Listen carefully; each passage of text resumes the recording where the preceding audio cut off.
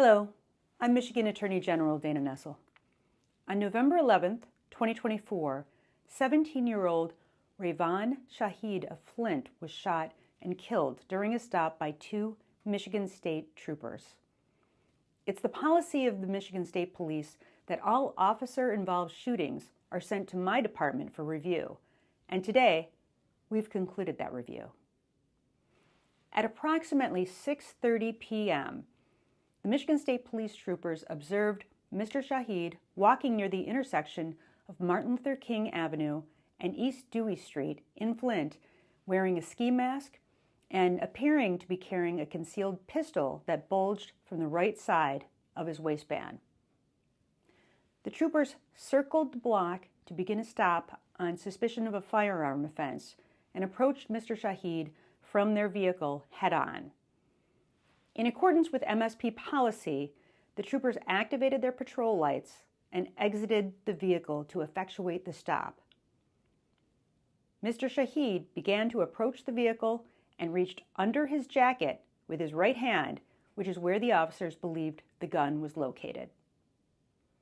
In response, both troopers unholstered their pistols and instructed Mr. Shaheed to not reach and to get on the ground. Mr. Shaheed raised his right hand and then turned and ran away from the troopers. Both troopers pursued on foot, communicating to each other that the gun was now visible and in Mr. Shaheed's right hand.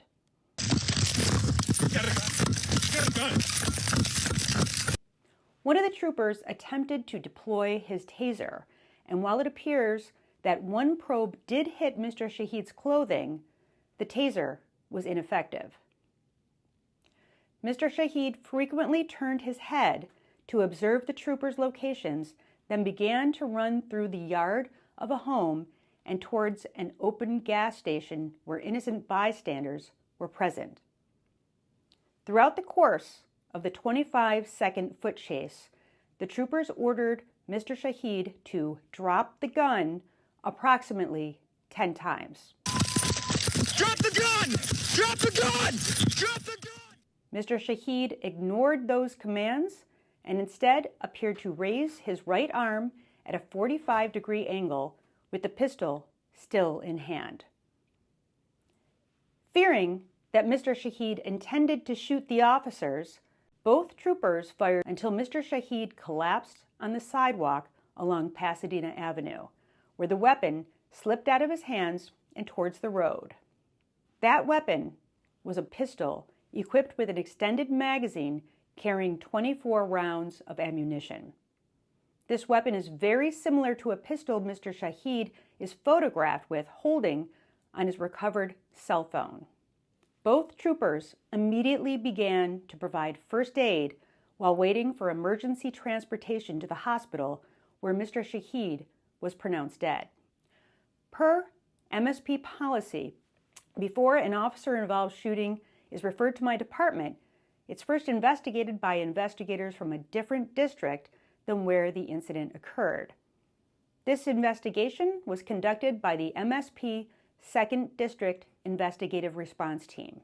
Through my department's further review, we have examined Michigan State Police reports and the signed statements from the troopers, patrol car footage and body-worn camera footage, the Genesee County Medical Examiner's investigators' reports and photographs, surveillance videos from 3 nearby sites, MSP's use of force policies, cell phone forensic exam and reports, and more.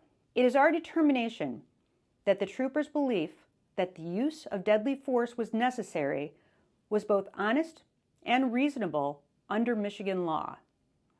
The troopers were presented with a person acting suspiciously and believed to be armed based on their observations, training, and experience.